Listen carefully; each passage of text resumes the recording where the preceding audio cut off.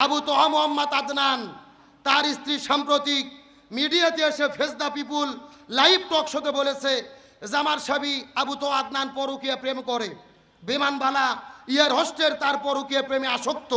আপনি নিজেকে আলেমা দাবি করে স্বামীর বিরুদ্ধে অভিযোগ করে তাম পৃথিবীতে ভাইরাল করে দিলেন, নিজেকে আলেমা পরিচয় দিচ্ছেন।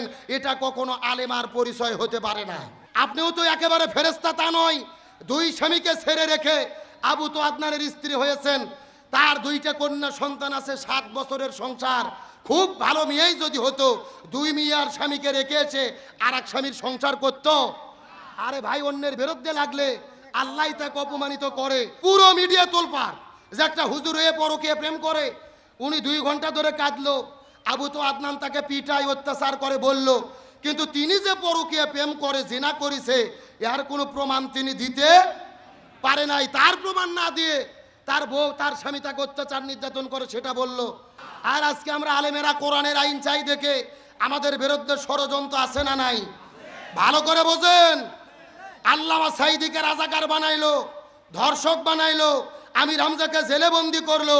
এদের কোনো অপরাধ ছিল না, অপরাধ একটাই, তারা কোরআনের পক্ষে হক কথা বলেছে। আজকে আলেমদের বিরুদ্ধে ষড়যন্ত্র আছে না নাই?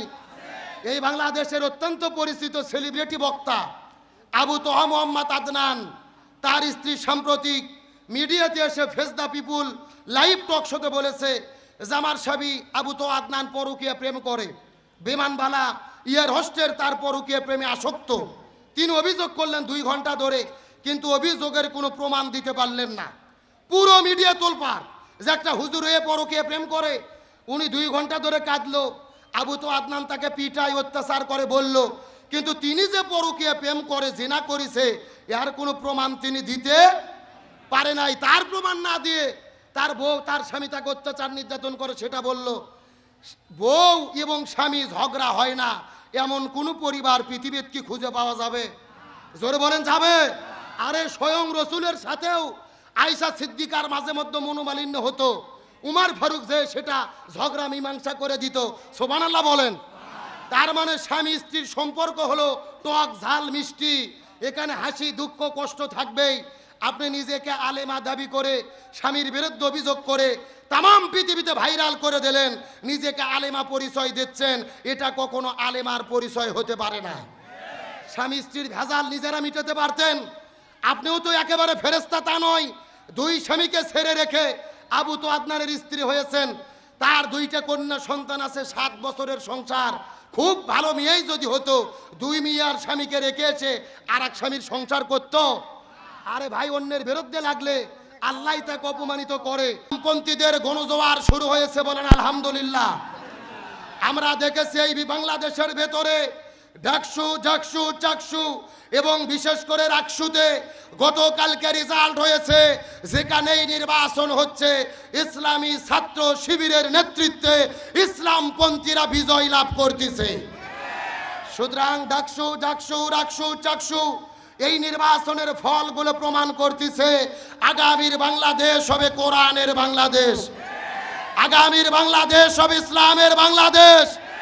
ওই ঢাকা বিশ্ববিদ্যালয়ে সাদিক কায়েম ভাইয়ের বিজয়ের মাধ্যমে যেই বিজয়ের সূচনা হয়েছে, আগামীতে পার্লামেন্টে কোরআন বিজয়ের মাধ্যমে আমাদের প্রকৃত বিজয় হবে ইনশাআল্লাহ।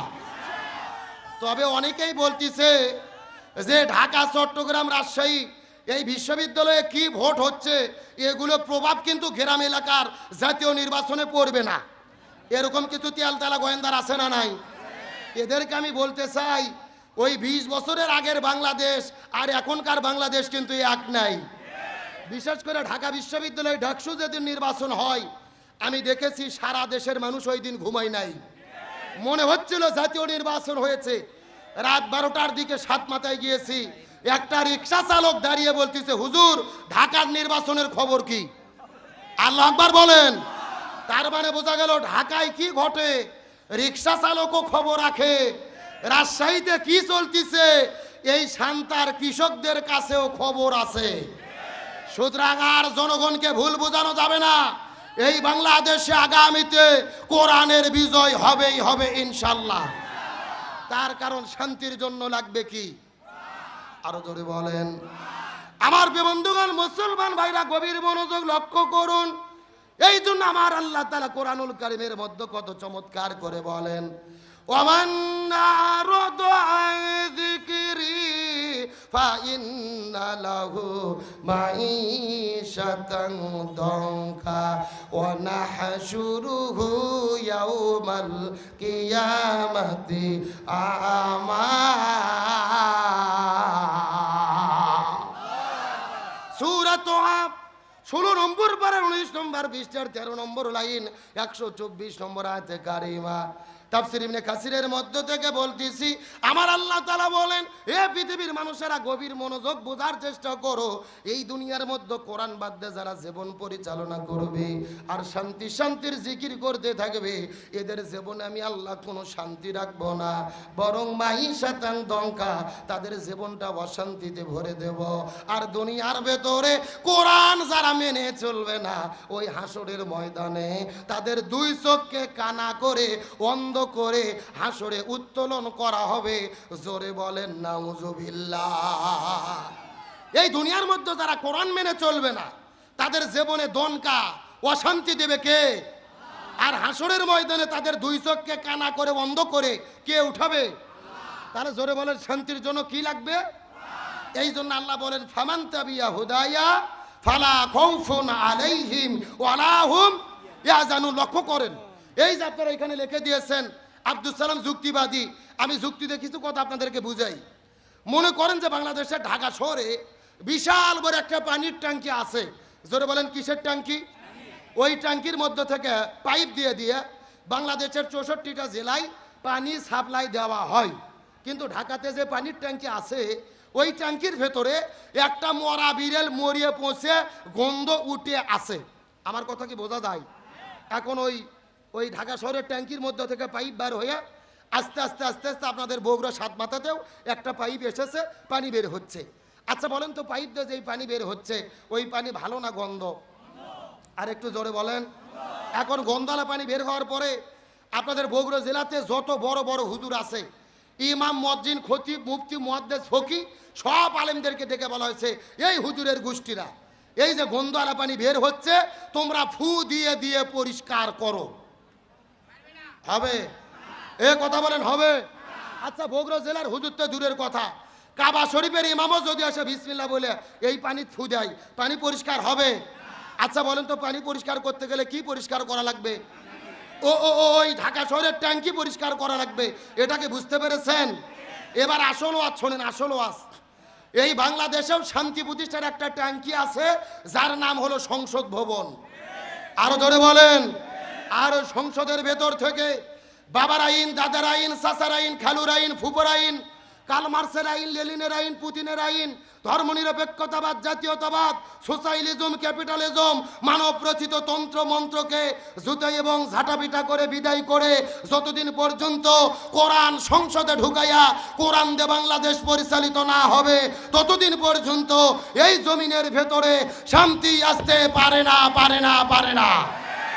সুতরাং আগামী নির্বাচনে এই বাংলাদেশে সমস্ত তন্ত্র মন্ত্রকে জুতো এবং ঝাঁটাপিটা করে বিদায় করে কোরআনকে পার্লামেন্টে ঢুকাইয়া কোরআন দিয়ে বাংলাদেশ পরিচালনা করার জন্য ইসলামী দলের পক্ষে রায় এবং সমর্থন দিতে কারা কারা রাজি আছেন?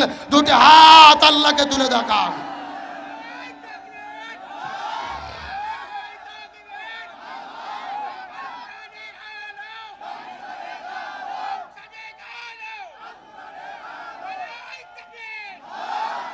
আচ্ছা, অর্ধেক লোক তাকবীর দিলেন, অর্ধেক লোক দিলেন না, ব্যাপার কি? সবাই একটু টান টান করে হাত তুলেন তো দেখি। এ মুরবি মুরবি মুরবি, হাত উঠান দেখি, হাত উঠান। হ্যাঁ, লিল্লাহে তাকবীর। হয় না? টান টান করেন, টান টান করেন। একটু গলা কাকার দেন তো দেখে। লিল্লাহে তাকবীর। আল কোরআনের আলো, সংসদে জালো, সারা বাংলায় জালো, সারা বিশ্বে জালো, দুনিয়ার মুসলিম ইসলামের শত্রুরা কোরআন আছে যেখানে হাদিস আছে যেখানে লিল্লাহে তাকবীর। আল্লাহ কবুল করুক, বলেন আমিন। একেবারে সোজা কথা, জমিন যার আইন চলবে তার। আল্লাহর জমিনে আল্লাহর আইন কায়েম হওয়া ছাড়া শান্তি আসবে? সেটা ব্যক্তি হোক, পরিবার হোক, সমাজ হোক, রাষ্ট্র হোক, যেখানে আল্লাহর কোরআন নাই সেখানে অশান্তি দেবে কে? আর আজকে আমরা আলেমেরা কোরআনের আইন চাই দেখে আমাদের বিরুদ্ধে ষড়যন্ত্র আছে না নাই? ভালো করে বোঝেন। আল্লামা সাইদিকে রাজাকার বানাইলো, ধর্ষক বানাইলো, আমির হামজাকে জেলে বন্দি করলো, এদের কোনো অপরাধ ছিল না। অপরাধ একটাই, তারা কোরআনের পক্ষে হক কথা বলেছে। আজকে আলেমদের বিরুদ্ধে ষড়যন্ত্র আছে না নাই? এই বাংলাদেশের অত্যন্ত পরিচিত সেলিব্রিটি বক্তা আবু তোহা মোহাম্মদ আদনান, তার স্ত্রী সাম্প্রতিক মিডিয়াতে এসে ফেস দ্য পিপুল লাইভ টক শোতে বলেছে যে আমার স্বামী আবু তোহা আদনান পরকীয়া প্রেম করে, বিমানবালা ইয়ার হোস্টের তার পরকীয়া প্রেমে আসক্ত। তিনি অভিযোগ করলেন 2 ঘন্টা ধরে, কিন্তু অভিযোগের কোনো প্রমাণ দিতে পারলেন না। পুরো মিডিয়া তোলপাড় যে একটা হুজুর হয়ে পরকীয়া প্রেম করে। উনি 2 ঘন্টা ধরে কাঁদলো, আবু তো আদনান তাকে পিটাই অত্যাচার করে বলল, কিন্তু তিনি যে পরকীয়া প্রেম করে, জিনা করেছে, এর কোনো প্রমাণ তিনি দিতে পারে নাই। তার প্রমাণ না দিয়ে তার বউ, তার স্বামী তাকে অত্যাচার নির্যাতন করে সেটা বলল। বউ এবং স্বামী ঝগড়া হয় না এমন কোন পরিবার পৃথিবীতে কি খুঁজে পাওয়া যাবে? জোরে বলেন যাবে? আরে স্বয়ং রসুলের সাথেও আয়েশা সিদ্দিকার মাঝে মধ্যে মনোমালিন্য হতো, উমর ফারুক যে সেটা ঝগড়া মীমাংসা করে দিত। সুবহানাল্লাহ বলেন। তার মানে স্বামী স্ত্রীর সম্পর্ক হলো টক ঝাল মিষ্টি, এখানে হাসি দুঃখ কষ্ট থাকবেই। আপনি নিজেকে আলেমা দাবি করে স্বামীর বিরুদ্ধে অভিযোগ করে তাম পৃথিবীতে ভাইরাল করে দিলেন, নিজেকে আলেমা পরিচয় দিচ্ছেন, এটা কখনো আলেমার পরিচয় হতে পারে না। স্বামী স্ত্রীর ভেজাল নিজেরা মিটাতে পারতেন। আপনিও তো একেবারে ফেরেশতা তা নয়। 2 স্বামীকে ছেড়ে রেখে আবু তো আদনানের স্ত্রী হয়েছেন। তার 2টা কন্যা সন্তান আছে, 7 বছরের সংসার। খুব ভালো মেয়েই যদি হতো, 2 মেয়ের স্বামীকে রেখে এসে আর এক স্বামীর সংসার করত? আরে ভাই, অন্যের বিরুদ্ধে লাগলে আল্লাহ তাকে অপমানিত করে।